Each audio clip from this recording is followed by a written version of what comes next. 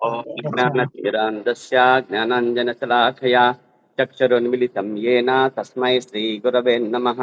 श्रीचैतन्यमनोभीष्टं स्थापितं येन भूतले स्वयं रूपा कदा मह्यं ददाति स्वपदान्तिकं।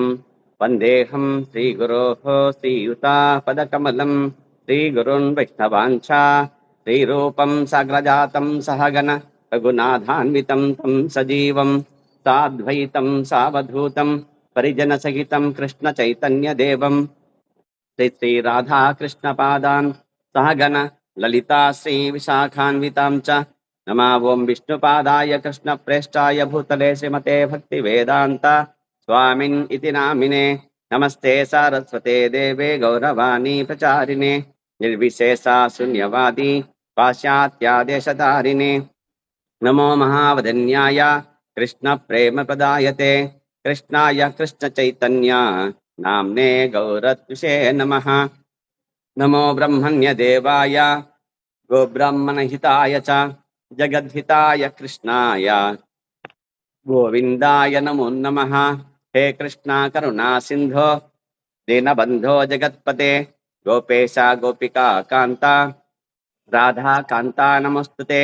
सप्त कांचन गौरांगी राधे वृंदावनेश्वरी वृषभानुसुते देवी प्रणमामि हरिप्रिये। निगमकल्पतरोद्गलितं फलं सुखमुखादमृतद्रव संयुतं पिबत भागवतं रसमालयं मुहुरहो रसिका भुवि भावुकाः नारायणं नमस्कृत्यं नरं चैव नरोत्तमं देवीं सरस्वतीं व्यासं ततो जयमुदीरये। नश्च प्रायेषु भद्रेषु नित्यं भागवत सेवया भगवती उत्तम श्लोके भक्तिर्भवति नैष्ठिकी। मुखं करोति वाचालं पङ्गुं लङ्घयते गिरिं यत्कृपाकृपयं वन्दे श्रीगुरुं दीनचारिणं परमानन्दमाधवं श्रीचैतन्य ईश्वरम्। वाञ्छाकल्पतरुभ्यश्च कृपा सिन्धुभ्य एव च पतितानां पावनेभ्यो वैष्णवेभ्यो नमो नमः। जय श्री कृष्ण चैतन्य प्रभो नित्यानंद श्री अद्वैत गदाधर श्रीवासादि गौर भक्त वृंद हरे कृष्णा कृष्ण कृष्ण हरे हरे हरे राम राम राम हरे हरे। హరే కృష్ణ. ఈనాటి నిత్యం భాగవత సేవయా తరగతికి భక్తులందరికీ స్వాగతం సుస్వాగతం. వైష్ణవులందరికీ స్వాగతం సుస్వాగతం.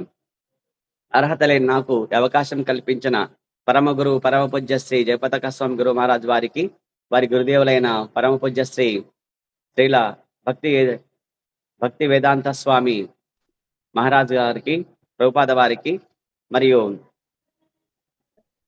శిక్షా గురువులైన పూజ్యశ్రీ రూపేశ్వర చైతన్య ప్రభు, పూజ్యశ్రీ వైష్ణవ కృప ప్రభు, పూజ్యశ్రీ రఘునందన సేవక ప్రభు, పూజ్యశ్రీ జయ గోవింద్ ప్రభు అందరికీ మరి దండవాద ప్రణామాలు.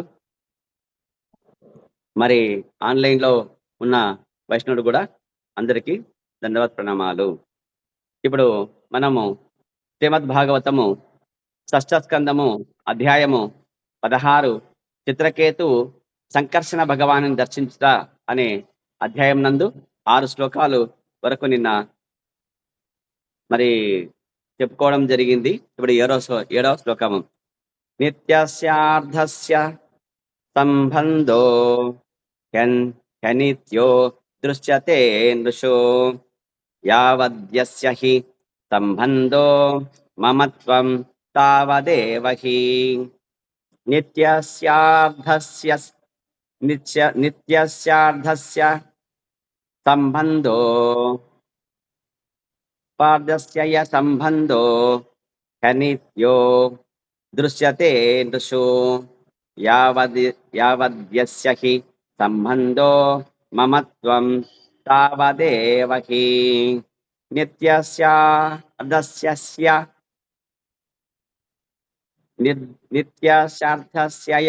సంబంధో హ్యనిత్యో దృశ్యతే నృషు యావద్యస్య హి సంబంధో మమత్వం తావదేవ హి.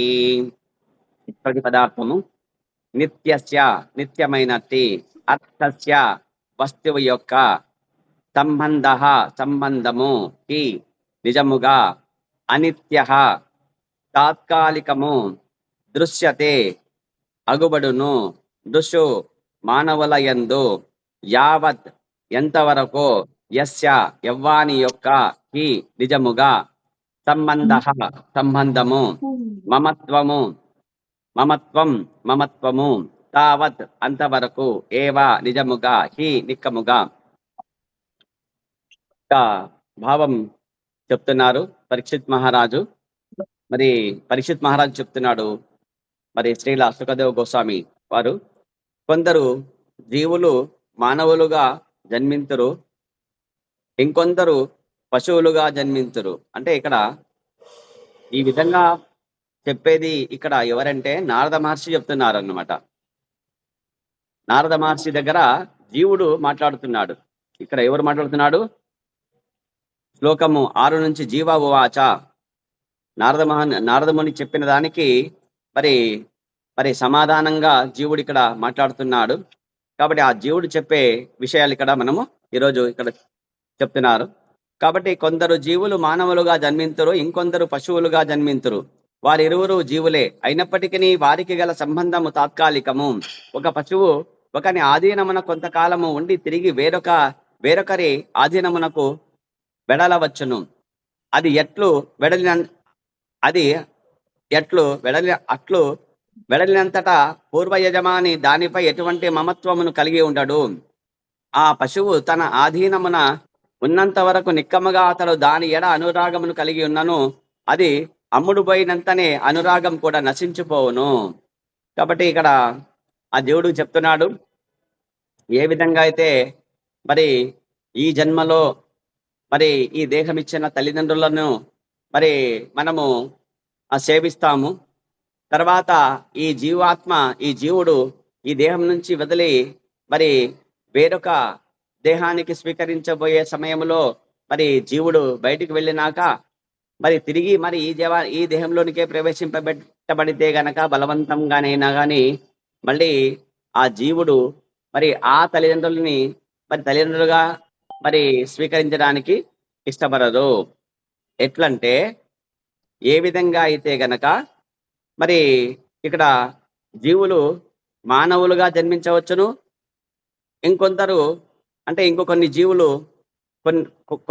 కొన్ని జీవులు మానవులుగాను ఇంకొన్ని జీవులు పశువులుగాను ఉన్నాయి. కాబట్టి వారి ఇరువురు జీవులే అయినప్పటికీ వారికి గల సంబంధము తాత్కాలికం. ఎలా తాత్కాలికం అవుతుందిలే గనక మనము ఒక పశువును అంటే ఇప్పుడు ఏదైనా కావచ్చు, గోవు కావచ్చు. కాబట్టి ఒక గోవును మనము ఆధీనంలో కొంతకాలము అంటే మన దగ్గర దాన్ని పోషిస్తుంటాము, రక్షిస్తుంటాము. కాబట్టి గోసేవ చేస్తూ ఉంటాము. తర్వాత మరి దానము చేసిన పక్షంలో మరి ఆ గోవుని ఒక బ్రాహ్మణునికి ఇచ్చినప్పుడు అక్కడి నుంచి అది మరి ఎవరి ఆధీనంకి వెళ్తుంది ఆ గోవు అంటే ఆ దానము తీసుకున్న ఆ బ్రాహ్మణాన్ని ఆధీనంలోకి వెళ్తుంది. అప్పుడు ఈ ఎవరైతే గోవును దానం చేశారో అతనికి ఆ గోవు పట్ల మరి మమత్వం ఉంటుందా అంటే గనక ఉండదు. ఎందుకంటే దానము కొన్న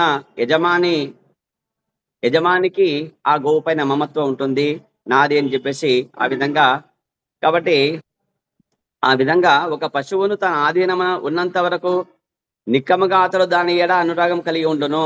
అంతేగాని తన ఇంట్లో ఉన్నప్పుడు మాత్రమే ఆ జంతువుల్ని మనము ఒక పశువుని అనురాగం చూపిస్తాం. అంతేగాని అది అమ్ముడుపోయినాక ఎట్లయితే చూపించామో మరి దానం చేసినాక గోవు పైన ఎట్లయితే మనకు అధికారం ఉండదో ఆ విధంగా ఇక్కడ చెప్తున్నారు. దానికి ప్రభుపాదులు భాష్యంలో వివరిస్తున్నారు. ఈ శ్లోకమునందు వివరింపబడినట్లు ఆత్మ ఒక దేహం నుండి వేరొక దేహమునకు మారునడి విషయముతో పాటు ప్రస్తుత జన్మయందును జీవుల నడుమ సంబంధము తాత్కాలికమైనది. కాబట్టి ఇది మాయా అని చెప్పేసి అన్నారు. శాస్త్రం చెప్తా ఉంది, తర్వాత ఆచార్యులు చెప్తున్నారు. కాబట్టి ఏదైతే ఆలుబిడ్డలు మాయ, సంసారం మాయ అని చెప్పేసి మరి పెద్దలు చెప్పినట్టు మరి అన్నా తమ్ములు, అక్కా చెల్లెలు మరి ఈ విధంగా ఇదంతా వచ్చేసి అనుబంధం, ఆత్మీయత అంతా ఒక భూటకం అని చెప్పేసి ఒక కవి రాశాడు అనమాట. ఆత్మశుద్ధికై మనుషులు ఆడుకునే నాటకం వింత నాటకం అని చెప్పాడు అనమాట. కాబట్టి ఇది అనుబంధము ఆత్మీయత అనేవి ఆ దేహం ఉన్నంత వరకే ఏమి అది కూడా అది మనమంతా ఇక్కడ వచ్చేసి ఎందుకు వచ్చినామంటే మనమంతా ఇక్కడ నాటకం ఒక పాత్ర పోషించడానికి వచ్చామంతే. ఇది రంగస్థలం. ఈ భౌతిక జగత్ అంతా ఏంటంటే రంగస్థలం అనమాట. కాబట్టి అనుబంధం ఆత్మీయత అంతా ఒక నాటకం, ఆత్మశుద్ధికై మనుషులు ఆడుకునే నాటకం, వింత నాటకం అని చెప్పేసి చెప్తున్నారనమాట. కాబట్టి అది సత్యమే. మరి ఆ విధంగా వచ్చేసి మనము దేహ సంబంధము దేహం ఉన్నంత వరకు మాత్రమే, అది శాశ్వతము కాదు, నిక్కముగా అది శాశ్వతము కాదు. కాబట్టి చిత్రకేతువు యొక్క తనయుని పేరు హర్షశోకుడు. కాబట్టి హర్షము శోకము కలిగించేవాడు. కాబట్టి ఎప్పుడు హర్షం ఇచ్చినాడు? ఆయన జన్మ జన్మించినప్పుడు హర్షాన్ని కలిగించినాడు. ఎందుకంటే మరి 1,000,000 మంది భార్యలకి సంతాన యోగ్యము లేక శ్రీ జగన్నాథ బలదేవ్ సుభద్రమాయికి జై, శ్రీ ప్రభుపాద్కి జై. సంతానం లేక వాళ్ళు ఎంతో వ్యధ చెందుతుంటే మరి దేవర్షి నారదులు మరి అంగిరులు కలిసి వచ్చి మరి వాళ్లకు వాళ్ళ ప్రార్థన మేరకు మరి సంతానాన్ని ఇచ్చినారు. ఆ తర్వాత ఈర్ష్యతోటి మరి మిగతా 99,999 మరి మాతలు రాణులందరూ ఈర్ష్య కలిగి ఆ బాలుడిని విషప్రయోగం చేసినారు. ఎప్పుడైతే విషము తీసుకున్నాడో ఆ పిల్లడు మరణించాడో శోకాన్ని ఇచ్చినాడు. కాబట్టి హర్ష శోకుడు అని ఆయన పేరు. జీవుడు నిక్కముగా నిత్యుడే, కానీ జీవుడు మాత్రము అతను నిత్యుడు. భగవంతుడు ఏ విధంగా అయితే నిత్యుడో, నిత్యము సత్యము, భగవంతుడు కూడా నిత్యము సత్యము అయి ఉన్నది. ఎవరు? జీవుడు కూడా. భగవంతుడు ఎట్లయితే అయి ఉన్నాడో ఆయన యొక్క అంశ కాబట్టి ఇది కూడా జీవుడు కూడా నిత్యుడే. కానీ అతడు తాత్కాలికమైన దేహములో ఉంటాడు. అంటే ఇప్పుడు మనము ఈ దేహంలో ఉన్నాం. ఈ దేహం ఎవరిది అంటే అమ్మా నాన్నలు ఇచ్చిన దేహం ఇది. కాబట్టి ఈ దేహంలో ఉన్నామన్నమాట. కాబట్టి ఈ దేహంలో ఉండడం ఎంతవరకు అంటే తాత్కాలికమే, శాశ్వతం కాదు. ఈ దేహం శాశ్వతం కాదు కాబట్టి కాదు కదా. కాబట్టి తాత్కాలికమే అంటాడు. ఏ విధంగా అయితే గనక మనము నయనం చిందంతి శస్త్రాని అని చెప్పేసి భగవంతుడు చెప్పాడు కదా. కాబట్టి ఏ శస్త్రము గాని, అస్త్రము గాని, అగ్ని గాని, మరి వాయువు గాని, జలము గాని నచింపజేయదు, శోషింపజేయదు, మరి కాల్చివేయలేదు, మరి నరకవేయబడలేదు అని చెప్పేసి ఆత్మ అనేది శాశ్వతమైనది, నిత్యమైనది, అది భగవంతుడి యొక్క అంశ అని చెప్పాడు కదా. కాకపోతే ఆత్మ ఒక దేహాన్ని స్వీకరిస్తుంది ఆ యొక్క కర్మలను బట్టి. మరి ఆ కర్మ యొక్క ఫలితాలను బట్టి మనకు దేహాలు వస్తాయి. కుక్క దేహమో, పంది దేహమో, కోతి దేహమో, మనిషి దేహమో, లేదా జంతు ఏనుగు దేహమో, పిచ్చుక దేహమో, మరి కాకి దేహమో, మరి ఏదో ఒకటి దేహం వచ్చేస్తుంది. దేవతా దేహమో ఏదో ఒకటి వచ్చేస్తుంది ఆ కర్మ యొక్క ఫలితాలను బట్టి అని చెప్పేసి చెప్పారు. కాబట్టి ఆ విధంగా ఇవన్నీ వస్త్రాలు అనమాట, డ్రస్సులు అనమాట. దేవతా డ్రస్సు దేవతా దేహం అంటే, మానవ డ్రస్సు మానవ దేహం అంటే, కోతి డ్రస్సు అంటే కోతి దేహము. ఆ విధంగా వచ్చేసి ఆత్మ ఏ విధంగా అయితే మనం జీర్ణమైన వస్త్రాన్ని, ఒక చొక్కాని ఏ విధంగా అయితే మనము, షర్టుని ఏ విధంగా అయితే జీర్ణమైన దాన్ని అంటే బాగా చిరిగిపోయినదో, లేదా బాగా జిడ్డు ఎక్కువగా ఉండేసి మరి అది పనికిరానిది ఏదైతే వస్త్రం ఉందో దాన్ని ఎట్లయితే వదిలేసి మరి నూతన మరి మరి వస్త్రాలు మనం ఏదైతే మన శరీరానికి ధరిస్తామో అదే విధంగా వచ్చేసి ఆత్మ శరీరాలను ధరిస్తుంది. శరీరము దుస్తులను ధరిస్తే గనక శరీరాన్ని ఆత్మ ధరిస్తుంది అనమాట. అదే చెప్తున్నాడు ఇక్కడ. కాబట్టి వస్త్రము వంటిది ఏది? దేహము. కాబట్టి ఇప్పుడు ఈ మానవ దేహం అనే వస్త్రానికి మరి భౌతికమైన ఒక దేహాన్ని ఒక వస్త్రం మనము కట్టుకోవాలి. కాబట్టి అది ఆ విధంగా కప్పబడినట్టు. కాబట్టి నిత్యుడు అయిన జీవాత్మ తాత్కాలికమైన దేహంతో కప్పబడి ఉన్నందున నిత్యత్వము కనబడదు. ఎందుకు కనబడదంటే ఇది దేహము నిత్యము కాదు కదా, నశిస్తుంది. కాబట్టి మనం ఏమనుకుంటామంటే గనక ఆత్మ కూడా నిత్యం కాదు అనుకుంటాం అనమాట. అది కూడా నశిస్తుంది అని అనుకుంటున్నాం. ఇది తప్పు. అందుకే దేహినోస్మన్ యదా దేహే కౌమారం యవ్వనం జరా అని గీతలో భగవంతుడు చెప్పాడు. కాబట్టి దేహదారి ఈ దేహమునందు బాల్యం నుండి యవనము నుండి ముసలితనమునకు ప్రయాణించును. కాబట్టి దేహంలో కలిగే మార్పుల గురించి కూడా భగవంతుడు అక్కడ చెప్పాడనమాట. కాబట్టి దేహము ఒక ఆత్మ ఒక దేహాన్ని ధరిస్తుంది. మరి తల్లి గర్భం నుంచి బయటకు వచ్చినాక ఆ శిశువు అంటే శైశవ దశ నుంచి మరి మరి శిశువు అంటే నవజాత శిశువు నుంచి శైశవ దశలోనికి మారి బాల్యావస్థలోనికి వచ్చేసి ఆ విధంగా ప్రౌఢ దశలోనికి ఆ తర్వాత ఆ యవ్వన దశ, ప్రౌఢ దశ, ఆ తర్వాత మరి ఆ తర్వాత ముసలితనము అంటే వృద్ధాప్యము ఆ దశ, వృద్ధాప్య దశ, ఆ విధంగా క్షీణించి నశించేది అని చెప్పేసి జరుగుతుంది. కాబట్టి దేహదారికి ఈ విధంగా బాల్యం నుంచి యవ్వనమును, యవ్వనం నుంచి ముసలితనం ఎట్లయితే ప్రయాణం చేస్తుందో దేహము ఏ విధంగా అయితే ఉంటుందో, పశువు తన యజమాని నుండి ఇంకొక యజమాని ఆధీనమునకు చెందినట్లు చిత్రకేతుని తనయునిగా కొంతకాలము ఉన్నట్టి ఆ జీవుడు వేరొక దేహమునకు చెందినంతనే అనురాగపూర్వకముకు బాంధవ్యము నశించిపోయెను. గడిచిన శ్లోకమందిరి ఉదాహరణము వలె ఏదేని వస్తువు తన చేతిలో ఉన్నంత వరకు మనిషి దానిని తనదిగా భావించును.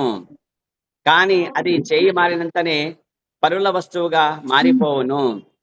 ఇక దానితో అతనికి ఎటువంటి సంబంధం గాని మమత్వం గాని ఉండదు. దాని కొరకు అతడు ఏమాత్రం శోకింపడు. కాబట్టి ఒక ఇల్లు పట్టుకుంటాము. హరే కృష్ణ, మ్యూట్ చేసుకోండి. శ్రవణం చేయాలా, జపం చేయకూడదు. కృష్ణ, ఎవరు జపం చేస్తున్నారు? జపం చేయకూడదు కృష్ణ. భాగవతానికి మనము భాగవతము అంటే భగవంతుడు కృష్ణుడితో సమానం కాబట్టి శ్రవణం చేయాలంతే, జపం చేయకూడదు.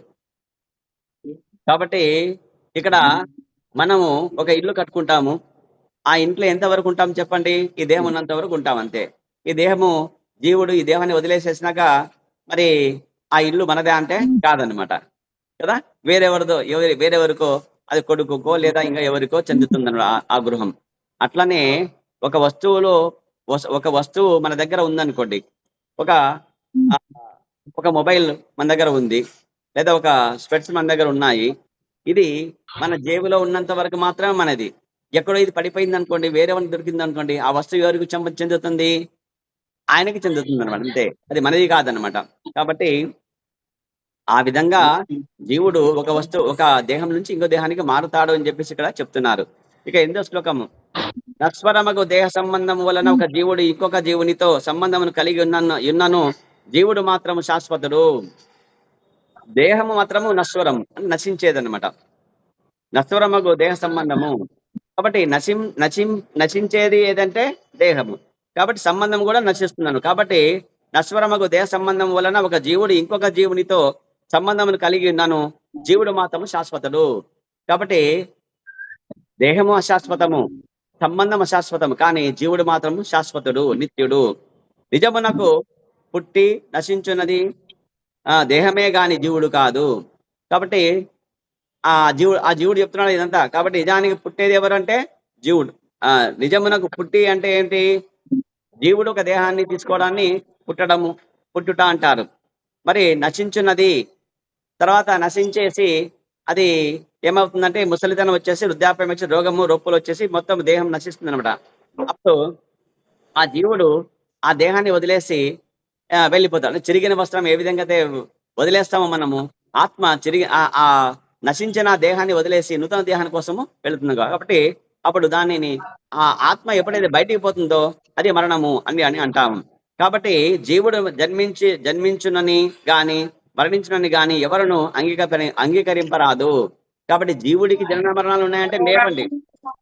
జీవుడు ఒక దేహంలో ప్రవేశిస్తే అది జన్మ అని చెప్పేసి ఆ దేహం తీసుకున్నందుకు జన్మ అని అంటాం, అంతేకాని మరి నిజానికి జీవుడు నిత్యుడు. ఆయన భగవంతుడు ఎప్పుడైతే ఉన్నాడో అప్పటి నుంచే ఉన్నాడు ఆయన, ఇప్పుడు వచ్చినది కాదు ఆ జీవాత్మ అనేది. కాబట్టి ఆ విధంగా జీవుడికి జన్మ తర్వాత మరణం ఉందా అంటే కాదు. దేహాలు వేరు దేహాలలో ప్రవేశిస్తున్నాడు. ప్రవేశించేదాన్ని జన్మ అంటాము, మరి వదిలేదాన్ని, ఆ దేహం వదిలేస్తే దాన్ని మరణం అని అంటాం, అంతేగాని జీవుడికి జన్మ మరణాలు లేవు అంటున్నాడు. వాస్తవముగా జీవునికి నామమాత తల్లిదండ్రులతో ఎటువంటి సంబంధము లేదు. కాబట్టి జీవుడికి ఎవరికి సంబంధం? జీవేరహోయ్ నిత్య సంబంధ. ఎవరికి? కృష్ణుడు దాసుడు కాబట్టి కృష్ణుడికి, భగవంతుడికి, తర్వాత ఈ జీవాత్మకి నిత్య సంబంధం ఉంది తప్ప మరి తాత్కాలిక శరీరాలు ఇచ్చే నామమాత్ర తల్లిదండ్రులను చెప్పబడే వారికి జీవుడికి ఎటువంటి సంబంధం ఉందా అంటే లేనే లేదు. దేహ దేహబంధం అంతే అది. ఆ దేహం ఇచ్చింది ఎవరు? తల్లిదండ్రులు. కాబట్టి తల్లిదండ్రులతో బంధం కలిగి ఉంటాడు ఆ దేహం ఉన్నంత వరకే. ఆ దేహాన్ని వదిలేసినాక ఆ జీవుడు ఎవరంటే ఆయన పరమాత్మ అంశ కాబట్టి ఇక్కడికి వాళ్ళకి సంబంధం లేదు. కాబట్టి వాస్తవముగా జీవునికి నామమాత్ర తల్లిదండ్రులకు ఎటువంటి సంబంధం లేదు. గత కర్మానుసారము ఒక తల్లిదండ్రుల జంటకు పుత్రునిగా జన్మించినప్పుడు వారు ఒసగిన దేహముతో అతడు సంబంధం కలిగి విద్యాపూర్వకముగా తనను వారి పుత్రునిగా భావించి అనురాగంతో వర్తించుచుండును. కాబట్టి ఇదంతా మాయ అన్నమాట. కాబట్టి మాయా యొక్క ప్రభావం వల్ల ఏమవుతుందంటే కనుక ఈ భౌతిక జగత్తు మాయా జగత్తు కాబట్టి ఇక్కడ మిథ్యా అహంకారం ఉన్నట్టు మరి మిథ్యాపూర్వకంగా వచ్చేసి ఆ మాయలో పడి మనము కర్మలను బట్టి మనకు దేహం వస్తుందని చెప్పామన్నమాట. దేవతా అవసరం రావాలంటే దేవతా దేహం రావాలంటే గనక ఎంతో గొప్ప పుణ్యాలు చేసి ఉండాలి. ఆ విధంగా వచ్చేసి పుణ్యకర్మలు చేసినప్పుడు మరి పాపకర్మలు. హరే కృష్ణ మాతాజీ. మాతాజీ శ్రవణం చేయండి. మీరు కీర్తనలు జపాలు చేసుకోకూడదు అని చెప్పాను మీకు నేను. హరే కృష్ణ. రమణ రమణ రమణ పెరిగివా కృష్ణ.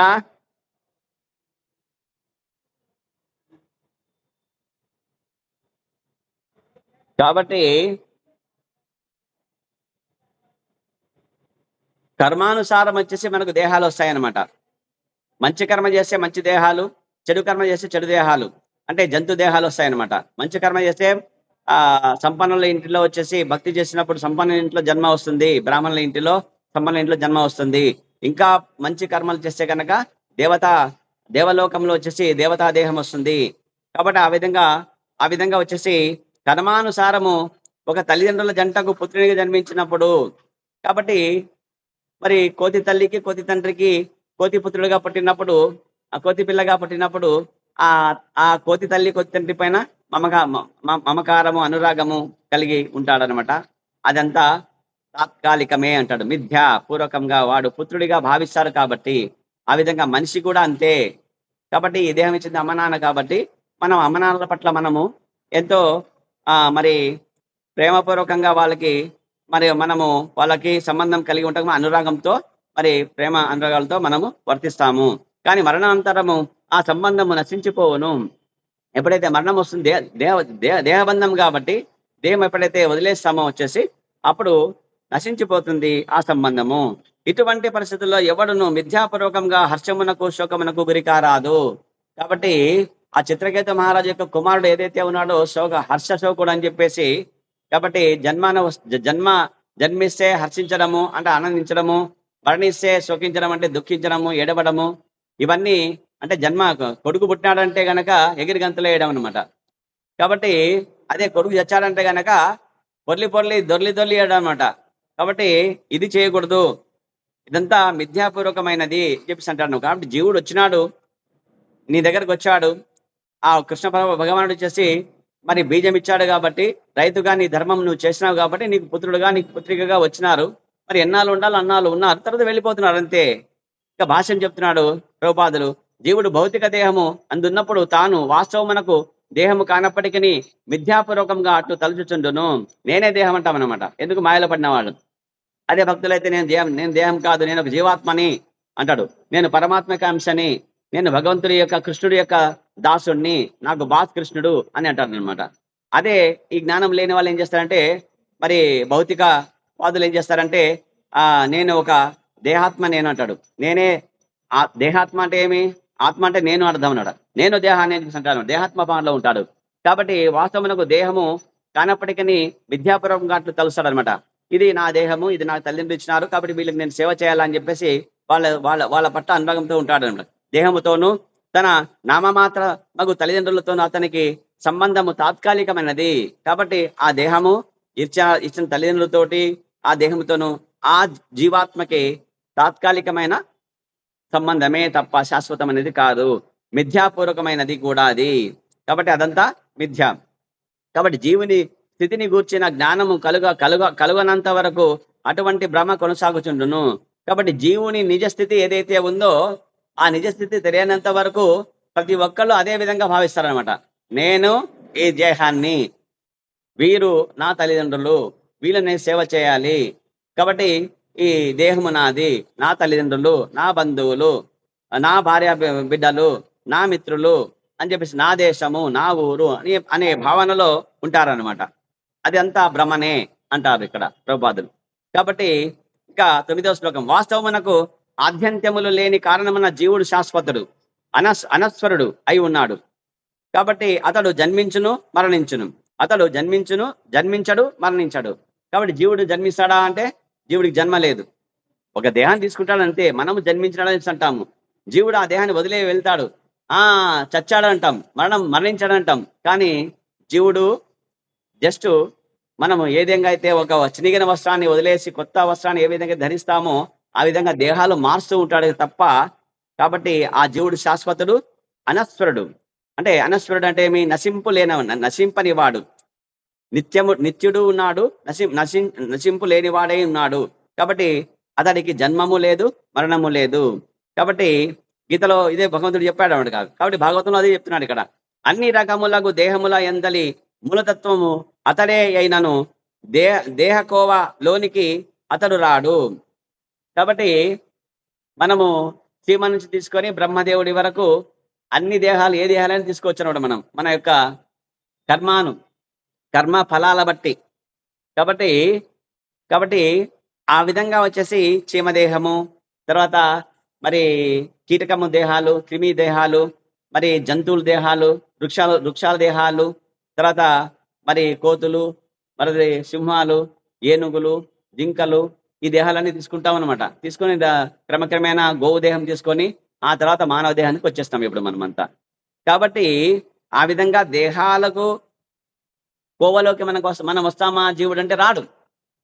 దేహాలు వేరు, 80 లక్షల జీవులు అని చెప్పారు కదా.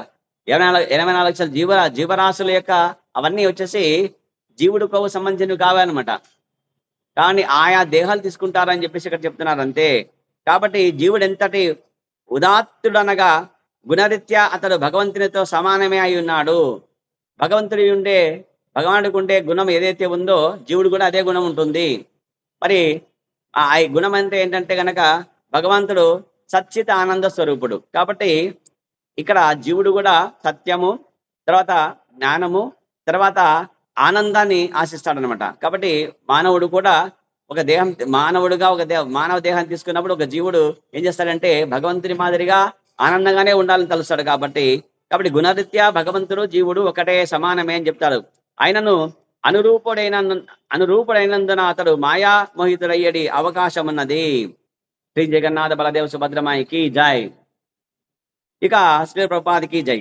ఇక్కడ ఏమంటాడంటే భగవంతుడు వచ్చేసి సముద్రం అంతా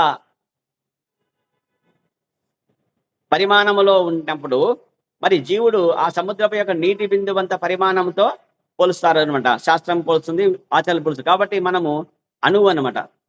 భగవంతుడు విభువు, జీవాత్మ అణువు. కాబట్టి అనురూపుడైనందున అతడు మాయామోహితుడయ్యే అవకాశం ఉన్నది. కాబట్టి తొందరగా మాయలో పడిపోతాడు అంతే జీవుడు. ఎప్పుడైతే ఈ త్రిగుణాలకు సంబంధించి ఈ భౌతిక జగత్తులో వచ్చేసి భౌతిక దేహాన్ని ఎప్పుడైతే తీసుకుంటాడో వెంటనే మాయలో పడిపోయి నేనే ఈ దేహాన్ని అని మోహితుడైపోతాడు.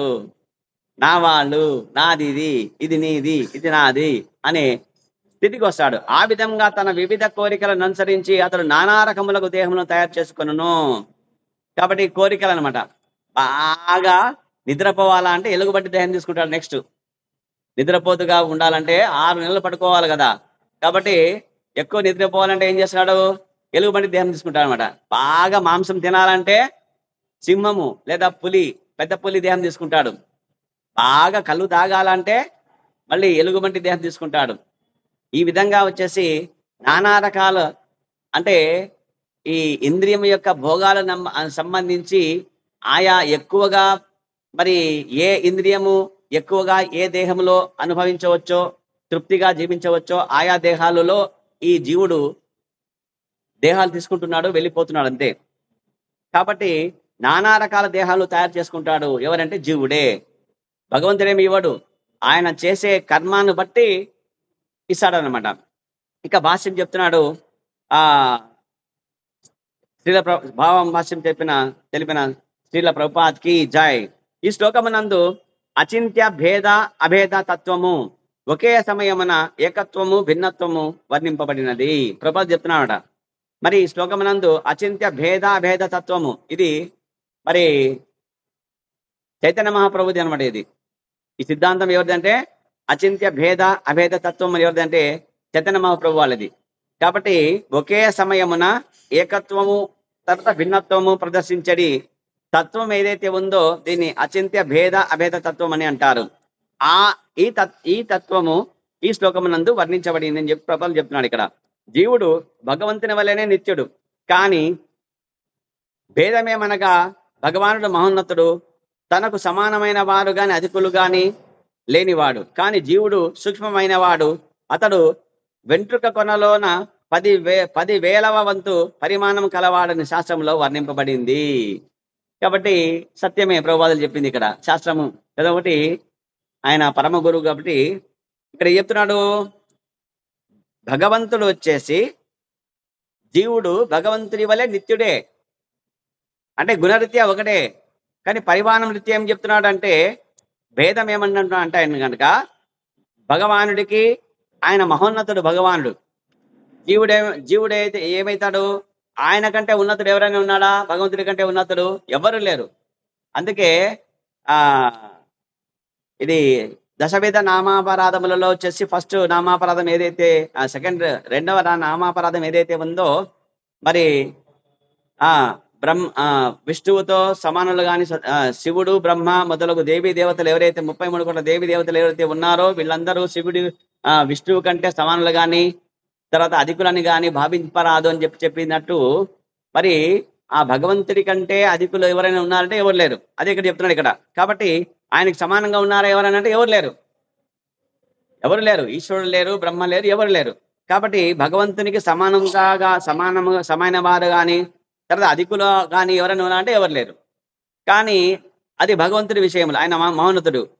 కానీ ఇక్కడ జీవాత్మ పరమాత్మ ఒకటే అయితే గుణరీత్యా అవుతారు, కానీ పరిమాణరీత్యా ఇక్కడ జీవుడు ఏమై సూక్ష్మమైన వాడు. అంటే భగవానుడు వచ్చేసి అణువు, విభువు, మనము అణువు. కాబట్టి సూక్ష్మమైన వాడు. కాబట్టి ఎంత సూక్ష్మం అంటే గనక మన వెంట్రుక కొనలో వచ్చేసి మన వెంట్రుక కొన ఒక చిన్న కొనను కత్తిరించి దాన్ని 10,000 భాగాలుగా కత్తిరిస్తే ఎంత సూక్ష్మంగా, కంటికి కనిపించనంత సూక్ష్మంగా ఉంటుంది అనమాట. ఎవరు? మన జీవాత్మ, మనం అంత సూక్ష్మమైన వాళ్ళం మనం. కాబట్టి అది శాస్త్రంలో భగవద్గీతలో చెప్పాడు, కృష్ణుడు చెప్పాడు. కాబట్టి ఇక దేవదేవుడు సర్వవ్యాపి, అండాంతరస్థ పరమానుచయాంతరస్థం అని బ్రహ్మదేవుడు చెప్పాడు కదా, బ్రహ్మ సంహితలో చెప్పాడు కదా. కాబట్టి ఆయన ఈ బ్రహ్మాండమంతటా వ్యాపించి ఉన్నాడు పరమాత్ముడు ఆయన. కాబట్టి ఆయన సర్వం వ్యాపించి ఉన్నాడు. జీవుడు సూక్ష్మమైన వాడు. జీవుడు చిన్నగా వెంట్రుక కొసలో 10,000 భాగాలు ఖండిస్తే ఎంతైతే సూక్ష్మాది ఇన్ఫినిటీ స్మాల్, చాలా చిన్నదిగా ఉండేవాడు, సూక్ష్మమైన వాడు ఎవరంటే జీవుడు అని అంటారు. కాబట్టి దాన్ని బట్టి మహోన్నతుడే దాని గురించి విచారణ సహజంగానే అవసరమగును. కాబట్టి ఆ మహోన్నతుడే భగవానుడు, జీవుడు మాత్రము సూక్ష్మమైన వాడు. మాయచే కప్పబడుట జీవుని ఇంకొక ప్రత్యేక లక్షణం. కాబట్టి భగవానుడు మాయను నియంత్రిస్తాడు, కానీ జీవుడు మాయ నియంత్రణలో ఉంటాడు. మాయ చెప్పినట్టు వింటాడు. మరి మాయ ఎవరు చెప్పినట్టు ఉంటుంది? కృష్ణుడు చెప్పినట్టు, భగవంతుడు చెప్పినట్టు వింటుంది. కాబట్టి భగవంతుడు చెప్పినట్టు వినేది మాయ అయితే మరి మానవులు వచ్చేసి మాయ చెప్పినట్టు వింటారు అనమాట.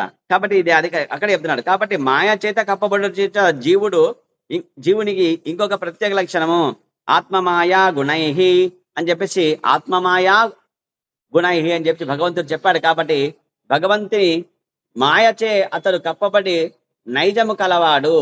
ఆ మాయ ఎవరిది అంటే భగవంతుడిదే, కృష్ణుడిదే. అది కూడా వేరు కాదు. మళ్ళీ ఎక్కడి నుంచి వచ్చింది మాయ అంటే కృష్ణుడు పెట్టాడు, ఆయన ఇంద్రుడు ఉంది కాబట్టి భగవంతుని మాయచే అతడు కప్పబడి కప్పబడి నైజం కలవాడు జీవుడు అంటాడు. కాబట్టి ఈ భౌతిక జగత్తునందలి తన బద్ధ జీవనమునకు జీవుడే బాధ్యుడు. కాబట్టి ఈ భౌతిక జగత్తునందలి బద్ధ జీవనానికి కారకుడు ఎవరంటే జీవుడే. కాబట్టి మాయలో పడడం వలన బద్ధ జీవుడు అంటే ఏమి? బంధింపబడినాడు. బంధన ఎట్లా అంటే త్రిగుణాలు చోటి. గుణం అంటే ఏమి? తాడు. కాబట్టి సత్వ రజో తమో అనే 3 గుణాలు, 3 తాడులలో ఏదో ఒక తాడుతోటే బంధించబడి ఉంటాడు. బంధనలో ఉంటాడు కాబట్టి బద్ధ జీవుడు అవుతాడు. ఎవరు? జీవుడు, జీవాత్మ. ఒక దేహంలో దేహం తీసుకున్నందుకు ఏమవుతాడు? ఆ విధంగా బద్ధుడు అవుతాడు. అంటే బాధ్యుడు కనుక జీవుడే బాధ్యుడు. కాబట్టి ఆ విధంగా బంధనలో ఉండడానికి కారకుడు ఎవరంటే భగవంతుడు కాదు, జీవుడే. కాబట్టి కనుక ప్రభువని వర్ణింపబడినాడు. జీవుడే బాధ్యుడు కనుక ప్రభువని వర్ణింపబడినాడు. ఈ భౌతిక జగత్తునంతన బద్ధ జీవునకు జీవుడే బాధ్యుడు కాబట్టి ప్రభువని వర్ణింపబడినాడు. అనగా తాను కోరినచో అతడు ఈ భౌతిక జగత్తునకు రాగలడు, లేనిచో భగవద్ధామనకు మరలగలడు.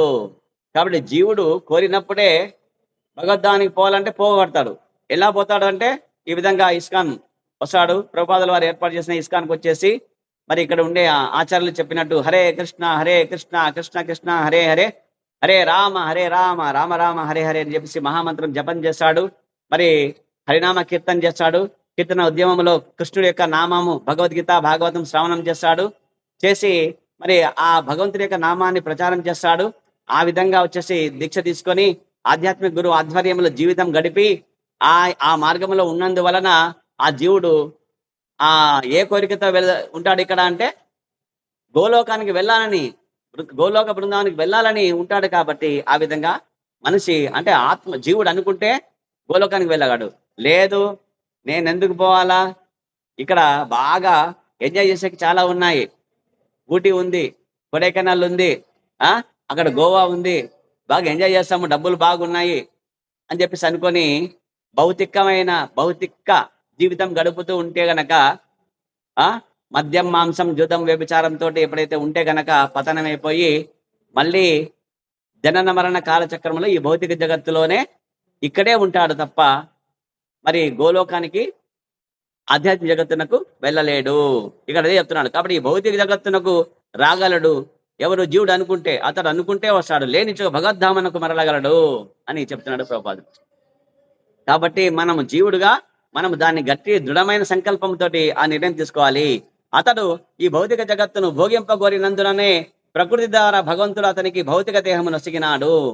కానీ జీవుడు మొదట ఎక్కడున్నాడంటే అక్కడే ఉన్నాడు, భగవంతుడి దగ్గరే ఉన్నాడు. ఎక్కడ? గోలోకంలోనే ఉన్నాడు. కానీ జీవుడు ఏం చేస్తున్నాడు? కృష్ణుడు సేవ చేస్తానే ఉన్నాడు. చేస్తా ఉంటే ఎప్పుడు నీకే సేవ చేయాలనా, నేను సేవ చేయించుకోవాలా అని మనసులో పుట్టినది. ఎప్పుడైతే ఆ కోరిక జీవుడికి కలిగిందో వెంటనే ఈ భౌతిక జగత్తు సృష్టి చేసినాడు భగవంతుడు. సృష్టి చేసేసి వెళ్ళి ఇంకా అక్కడ పోయి నువ్వు ఎంజాయ్ చేయపో, అక్కడ భోగించు అని చెప్పి పంపించాడు అనమాట. గోలోకంలో మనం భోగించడానికి వీలు లేదనమాట. కాబట్టి గోలోకంలో కావచ్చు, వైకుంఠంలో కావచ్చు, అక్కడ కేవలము ఏం చేయాలా? సేవ చేయాలా, భగవంతుడు సేవ చేయడానికి మాత్రమే ఉండాలి అక్కడ. కాబట్టి ఆ లోకాలు ఆధ్యాత్మిక జగత్తులో కేవలం సేవ కొరకే ఉద్దేశించబడినవి, భోగానికి ఉద్దేశించబడినవి భౌతిక జగత్తులు. కాబట్టి ఈ సత్యం ఎరిగి మరి భౌతిక జగత్తు అందుకే భగవంతుడు ఏర్పాటు చేస్తున్నాడు. కాబట్టి భౌతిక దేహాన్ని ఇచ్చింది కూడా అందుకే. కాబట్టి ఈ విషయం మన శ్రీకృష్ణ భగవానుడు భగవద్గీత యందు 18వ అధ్యాయం 61వ శ్లోకం దీంట్లో చెప్పాను. ఈశ్వర సర్వభూతానాం హృద్దేశే అర్జున తిష్టతి భ్రామయన్ సర్వభూతాని యంత్రారూఢాని మాయయా. ఓ అర్జున, పరమ పురుషుడు ఎల్ల హృదయములందు విరాజమానుడై ఉండి భౌతిక శక్తి యంత్రముపై ఆశీనులైనట్లుగా నున్న సర్వజీవుల గతులను నిర్దేశించుచున్నాడు అని చెప్తున్నాడు ఇక్కడ. కాబట్టి ఎప్పుడైతే మనం ఎంజాయ్ చేయాలని చెప్పేసి ఆ గోలోకంలో కృష్ణుడు సేవ చేస్తున్నాం, మధ్యలో మనసులో ఏం కోరిక వచ్చింది? నేను ఎంజాయ్ చేయాలన్నాను. అయిపోయింది, వెంటనే భౌతిక జగత్ సృష్టించేసేసి భౌతిక దేహాన్ని ఇచ్చేసినప్పుడు ఎంజాయ్ చేయపో అని చెప్పేసి. కాబట్టి అదే చెప్తున్నాడు ఇక్కడ. ఓ అర్జున, పరమ పురుషుడు ఎల్ల హృదయములందు విరాజమానుడై ఉన్నాడు. కాబట్టి మన మనసులో కోరిక మనం అనుకుంటాం, మాకు తప్ప మా కోరిక మనం అనుకున్న ఎవరు తెలియదులే అంటే అదంతా అసత్యం, అది కాదు. ఆయన హృదయస్థ పరమాత్ముడిగా ఎల్లప్పుడూ హృదయంలో ఉంటాడు కాబట్టి నువ్వు హృదయంలో ఏమనుకుంటావో ఫస్ట్ మొట్టమొదటి తెలిసేది ఆయనకే. నీకు ఆయనకు తప్ప మిగతా ఎవరికి తెలియదు. కాబట్టి ఆయన తెలుసు కాబట్టి నీ కోరిక ప్రకారంగా ఏం చేస్తాడు, వెంటనే భౌతిక జగత్ సృష్టి చేసి భౌతిక దేహం ఇచ్చేసి వెళ్ళు పో ఎంజాయ్ చేయపో అంటారు అనమాట. ఎంజాయ్ చేసేటప్పుడు ఏమవుతుంది, ఇక్కడ కేవలం సుఖమైన దుఃఖం కూడా ఉంటుందండి. ఇది దుఃఖాలయం ఇది. కాబట్టి ఆ విధంగా ఇక్కడికి వచ్చేసి ఈ భౌతిక జగత్తులో భోగించుటకు భగవానుడు అవకాశం ఇస్తాడనమాట. నీవు కోరిన కోరికే కదా, అందుకే నీ కోసమే అన్ని ఏర్పాటు చేసి పంపించేసినాడు తండ్రిగా. తన బాధ్యత నెరవేర్చుకున్నాడు. కాబట్టి సమస్త కోరికలను త్యజించి తన నొక్కనినే శరణుజొచ్చి భగవద్ధామనుకు మరలమని ఆ దేవదేవుడు తన కోరికను జీవునకు బాహాటంగా వెల్లడి చేయును. కాబట్టి ఇక్కడ ఏం చేస్తున్నాడు, వాళ్ళు అడిగినట్టు నేను వాళ్లకు భౌతిక జగత్ ఇచ్చాను, భౌతిక దేహం ఇచ్చాను, మీ ఇష్టం ఎంజాయ్ చేయకండి, భౌతిక భోగాలు అనుభవించమని చెప్పినాను. లేదు నాకు అవసరం లేదు ఈ భౌతిక భోగాలు, నీ యొక్క శరణులో నీ పాదాల దగ్గర నేను మరి నిన్ను ఆశ్రయించాను, నీ పాదాల చెంత నన్ను ఉండనీవు అని చెప్పేసి కోరితే కనుక మళ్ళీ నేను ధామాన్ని తీసుకువెళ్తాను నేను అంటాడు కృష్ణుడు. కాబట్టి ఈ రెండు బాధ్యతలు నేను తీసుకుంటాను అంటాడు అనమాట. కాబట్టి బాహాటంగా చెప్పినాడు. కాబట్టి భగవద్ధామం రావడానికి నువ్వు సిద్ధంగా ఉన్నావా, అయితే రా. హరే కృష్ణ కృష్ణ కృష్ణ హరే హరే, హరే రామ రామ రామ హరే హరే నామ జపం చెయ్యి అని చెప్తాడు కృష్ణుడు. చెప్తాడు అనమాట, గురువు ద్వారా చెప్పిస్తాడనమాట. చేయి కూర్చో, జపం చెయ్యి, హరే కృష్ణ కీర్తన చెయ్యి, ఏకాదశి ఉపవాసం చెయ్యి, భగవద్గీత చదువు, శ్రవణం చెయ్యి, గురువును సేవించు అని చెప్తారనమాట. కాబట్టి ఆ విధంగా బాహాటంగా వెల్లడి చేస్తున్నాడు. కాబట్టి జీవుడు అతి సూక్ష్మమైన వాడు. జీవుడు దేహమునందే ఉన్నప్పటికీ లౌకిక శాస్త్రజ్ఞులకు అతనిని కనుగొనటకు అసాధ్యమని జీవగోస్వామి ఈ సందర్భమున వ్యాఖ్యానించిరి. కాబట్టి జీవగోస్వామి చెప్తున్నా అంటే జీవుడు ఎక్కడున్నాడు అనేది ఎవరైనా చెప్పగలరా శాస్త్రవేత్తలు ఈ భౌతిక జగత్తులోన? ఏ డాక్టర్ అని చెప్తాడో చెప్పండి, ఎవరు చెప్పలేరు. ఎందుకంటే అతను జీవుడు పరిమాణం ఎంత అంటే వెంట్రుక కొసలోన ఆ చిన్న ముక్కను వెంట్రుక సమీపంలో అంటే కొనలు కత్తిరిస్తే దాన్ని 10,000 భాగాలుగా కత్తిరిస్తే ఎంతైతే సూక్ష్మంగా వస్తుందో అంత సూక్ష్మంగా ఉండేది. కాబట్టి ఏ శాస్త్రజ్ఞుడు కనపడదు అది. కాబట్టి ఆ భౌతిక శాస్త్రవేత్తలకి కనబడదు. కాబట్టి జీవుడు దేహమునందే ఉన్నప్పటికీ గుర్తించలేరు. అసలు బయట ఉంటే అసలు కనబడ్డు, మరి దేహమునందు ఎక్కడున్నాడంటే చెప్పలేరు. ఇది అసాధ్యం జీవగోస్వామి వ్యాఖ్యానించారు. కానీ అతడు దేహమునందే ఉన్నాడని ప్రామాణికుల వలన తెలుసుకొనవచ్చును. దేహము అట్టి జీవునకు భిన్నమై ఉన్నది. కాబట్టి దేహము వేరు, జీవుడు వేరు. ఇక 10వ శ్లోకం, ఈ జీవుడికి ప్రియమైన వాడు గాని అప్రియమైన వాడు గాని లేడు. జీవుడికి ప్రియమైన వాడు అప్రియమైన వాడు ఎవరైనా ఉన్నాడంటే లేరు. తనకు సంబంధించిన దానిని ఇతరులకు చెందిన దానిని అతడు భేదం చూపడు. ఇది నాది ఇది అతని చెప్పేసి భేదం చూపిస్తాడంటే భేదం చూపడు. అంటే జీవుడికి ఇష్టమైనది ఏదైనా ఉందంటే ఏది ఉండదు, అయిష్టమైనది ఏదైనా ఉందంటే ఏది ఉండదు అంటాడు. కాబట్టి అతడు అనన్యుడు. కాబట్టి ఏ ఇష్టం లేనివాడు, ఏ భేదము చూపనివాడు అనన్యుడు. అనగా మిత్రుల చేతను హితులు అహితుల చేతను ప్రభావితులు కానివాడు. జీవుడు వచ్చేసి జీవుడికి శత్రువులు ఉన్నారంటే లేరు, మిత్రులు ఉన్నారంటే లేరు. మరి అతనికి మేలు చేసే వాళ్ళని ఎవరైనా ఉన్నారంటే ఎవరు లేరు.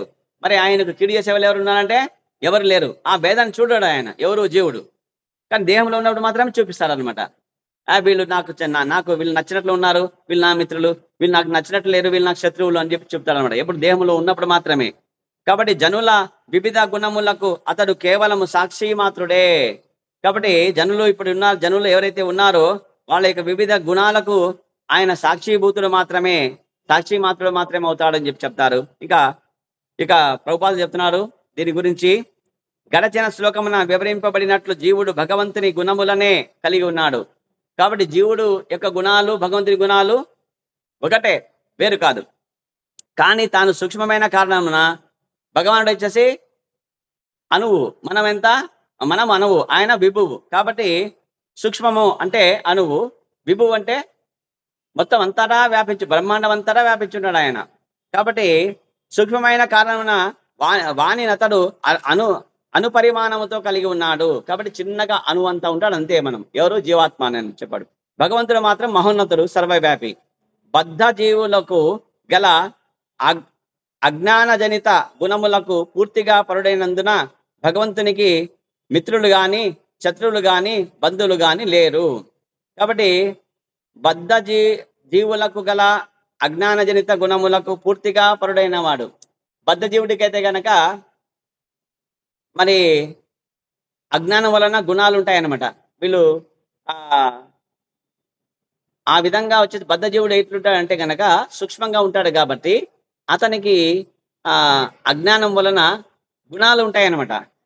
గుణాలు ఉంటాయి కాబట్టి ఆ గుణాలు భగవంతుడికి అటువంటి గుణాలు ఉంటాయంటే ఉండవు ఆయన. కాబట్టి భగవంతుడికి గుణాలు ఉంటాయంటే ఉండవు. అంటే గుణాలు అంటే ఏమి? త్రిగుణాలు.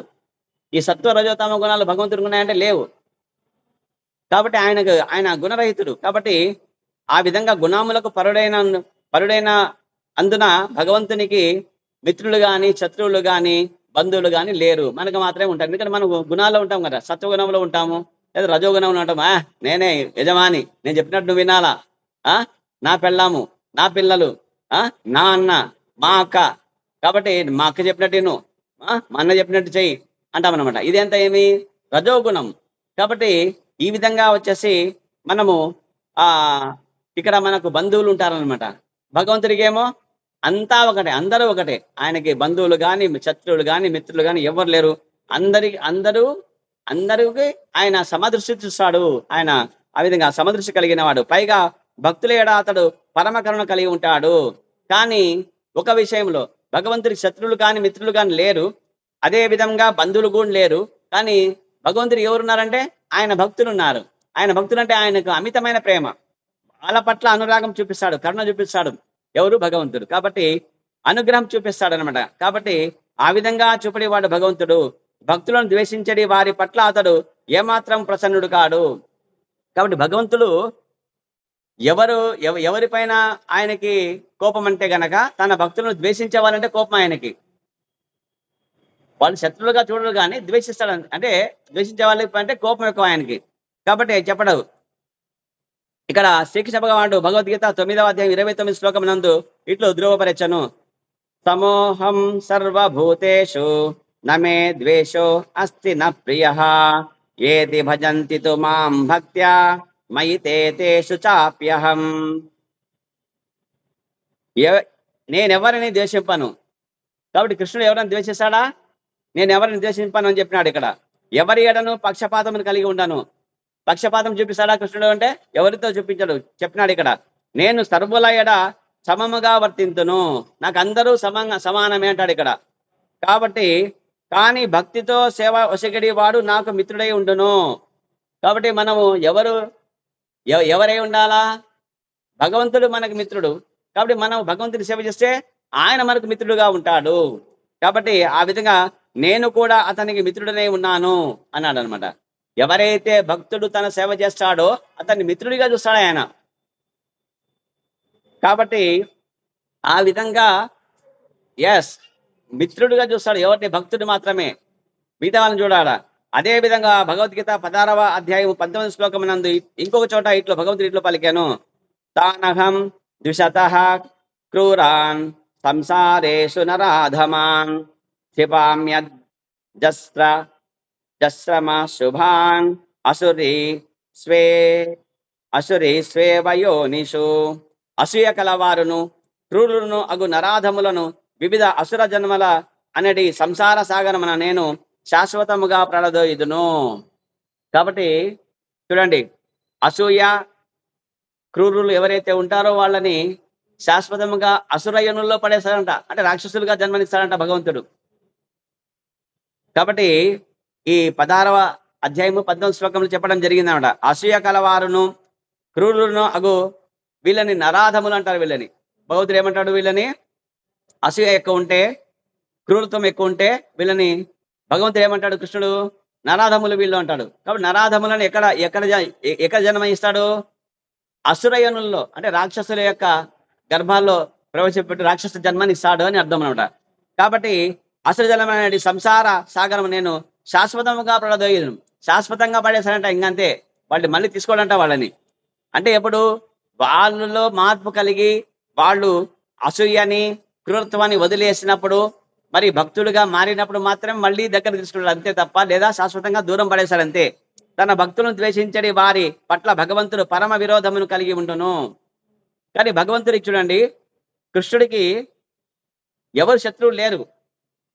ఎప్పుడు ఎవరైనా ఒకరు భగవంతుని నిందించినాడు అనుకో, దేవుడు ఎక్కడున్నాడు, దేవుడు నాకేం చేస్తున్నాడు, నాకేం చేస్తున్నాడు, నాకేం చేయలేదు, నాకు అన్ని కష్టాలు పెట్టినాడు, దేవుడు లేడు, రాయి, అతను రప్ప, అతను అసలు మనసు లేదు, ఆయన అసలు అతనికి గుణాలే లేవు, ఏంటి ఇట్లా చేసినాడు అని చెప్పేసి నిందిస్తారు కదా. ఎంత నిందించినా ఎంత చేసినా కూడా కోపం రాదంట ఎవరికి, కృష్ణుడికి. కానీ ఎవరైతే తన భక్తుల్ని ఎవరైతే ఏదైనా ద్వేషిస్తే, ఎవరైనా ఏమైనా కీడు చేస్తే కనుక చాలా కోపం అంట. తను తిట్టే వాళ్ళ పట్ల ఎట్లుంటాడంటే కృష్ణుడుగానే ఉంటాడు అంతే.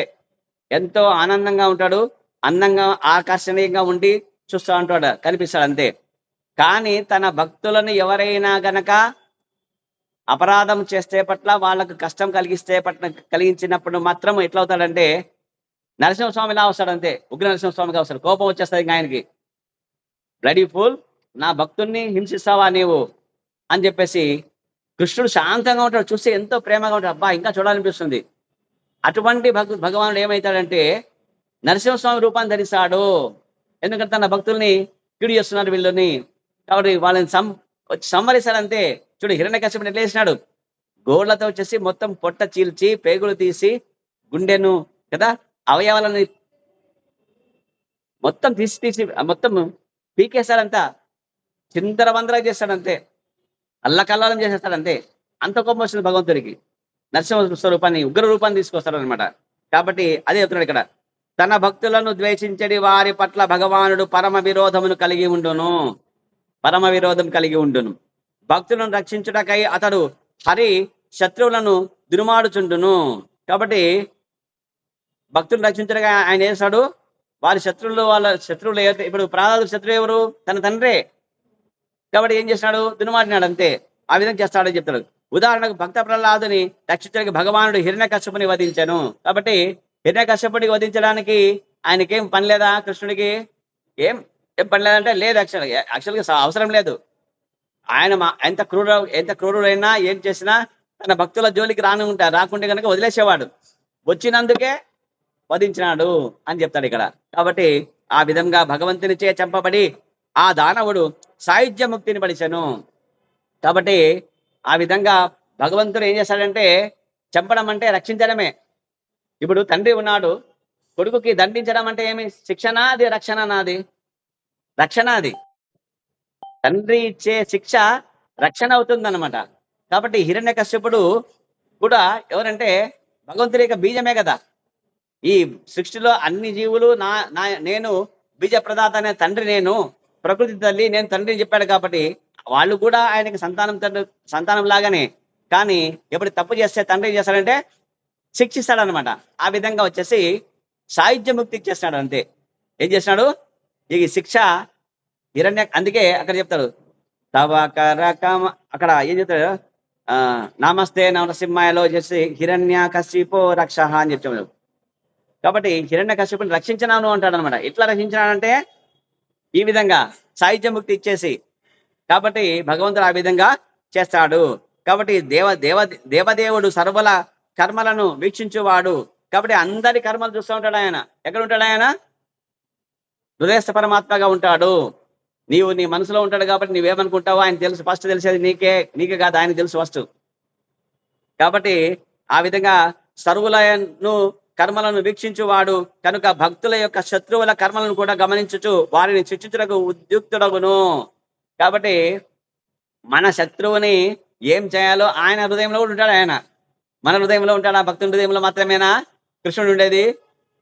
సర్వంతర్యం కదా. అందరికీ శ్రీహరే అంతరాత్మ, బ్రహ్మముకటే పర బ్రహ్మముకటే. కాబట్టి అందరికీ శ్రీహరి అంతరాత్మ. ఆ చిన్న పిల్లవాడి హృదయంలో ఉంటాడు, మీ హృదయంలో ఉంటాడు, మీ హృదయంలో ఉంటాడు, నా హృదయంలో ఉంటాడు, ఈ కృష్ణుడి యొక్క హృదయంలో ఉంటాడు, బ్రహ్మ హృదయంలో ఉంటాడు, చీమ హృదయంలో ఉంటాడు, దోమ హృదయంలో ఉంటాడు, ఈగ హృదయంలో ఉంటాడు, అందరి హృదయంలో ఉంటాడు, హృదయ పరమాత్మలో ఉంటాడు. కాబట్టి ఆ శత్రువు హృదయంలో ఉంటాడు. కాబట్టి శత్రువు నీ పట్ల ఏం చేస్తున్నాడో ఆయన తెలుసు కృష్ణుడికి. కాబట్టి ఆయనకి ఏం చేయాలో చేస్తాడు అంతే. కాబట్టి సర్వకారణ కారణం భగవంతుడు అనుకోవాలి అంతే, మనం భయపడాల్సిన అవసరము లేదు. కాబట్టి రక్షించుటకు ఉద్యుక్తుడు అవుతాడు, కానీ ఇతర జీవుల విషయంలో అతడు కేవలం కర్మ సాక్షిగా నుండి పాప పుణ్య ఫలముల ఒసగుచుండును. ఇక్కడ ఎవరిని చేస్తాడంటే భక్తుని మాత్రమే ఇట్లా చేస్తాడు కృష్ణుడు. మరి వేరే జావులు అభక్తులు ఉంటారు కదా, వాళ్ళ పట్ల లోపల ఉంటాడు, హృదయ పరమాత్మగా ఉంటాడు. నువ్వు ఎన్ని పాపాలు చేసినా లెక్కించి చిత్రగుప్తుడు చెప్తాడు అనమాట. ఎవరు చెప్తాడు? అగ్రసన్నిధిలో పుస్తకాలు మొత్తం రాస్తాడు, మన చిట్టా ఉంటుంది అనమాట. అది ఏది క్రెడిట్ డెబిట్ మాదిరిగా పాపము పుణ్యము మొత్తం అన్ని రాసేసి పెట్టింటాడు అంతే. కాబట్టి ఆ విధంగా హృదయ పరమాత్మ అంటే మన యొక్క కర్మ సాక్షిగా ఉంటాడు. కర్మలు పాపకర్మ పుణ్యకర్మ నువ్వు చేసే కర్మని బట్టేసి అకౌంట్ లో వచ్చేసి డెబిట్ క్రెడిట్ అక్కడ అగ్రసన్నిధి పుస్తకంలో చిత్రగుప్తుడు నోట్ చేస్తుంటాడు, రాసుకుంటాడు అంతాను. కాబట్టి పాప పుణ్యముల ఫలితమును ఆ విధంగా ఆయన ఒసగి ఆ విధంగా పాపం చేసినందుకు పంది దేహము లేదా కుక్క దేహము ఇస్తాడనమాట. మనిషి దేహంలో ఉండి మనము భక్తి చేయకపోతే, కృష్ణ భక్తుడు కాకపోతే ఏమొస్తాయో ఇక్కడ భగవంతుడు స్పష్టంగా చెప్తున్నాడు. హరే కృష్ణ. వాంఛాకల్పతరుభ్యశ్చ కృపా సింధుభ్యైవ చ పతితానాం పావనేభ్యో వైష్ణవేభ్యో నమో నమః. అనంతకోటి వైష్ణవ వృందికి జై. శ్రీల ప్రభుపాదికి జై. శ్రీల గురుదేవ్కి జై. నితాయ్ గౌర్ ప్రేమానందే. హరి హరి బోల్. హరే కృష్ణ. నామాచార్య హరిదాస్ ఠాకూర్ కి జై. శ్రీల ప్రభుపాదికి శ్రీల గురుదేవ్కి జై. నితాయ్ గౌర్ ప్రేమానందే. హరి హరి బోల్. హరే కృష్ణ. బ్రహ్మదేవుడు నామాచార్య మర్చిపోతున్నాం ప్రభు. ధనవత్ ప్రణామాలు ప్రభు. హరే కృష్ణ. ధనవత్ ప్రణామాలు ప్రభు. ధన్యవాదాలు ప్రణామం ప్రభుజీ. ప్రభుజీ చెప్పండి ప్రభుజీ. హరే కృష్ణ విజయభాస్కర్ ప్రభు ప్రణామాలు ప్రభుజీ, ధన్యవాదాలు. హరే కృష్ణ. చెప్పండి. హరే కృష్ణ. హరే కృష్ణ ప్రభు. ఉంటాం మళ్ళీ ఇంకా.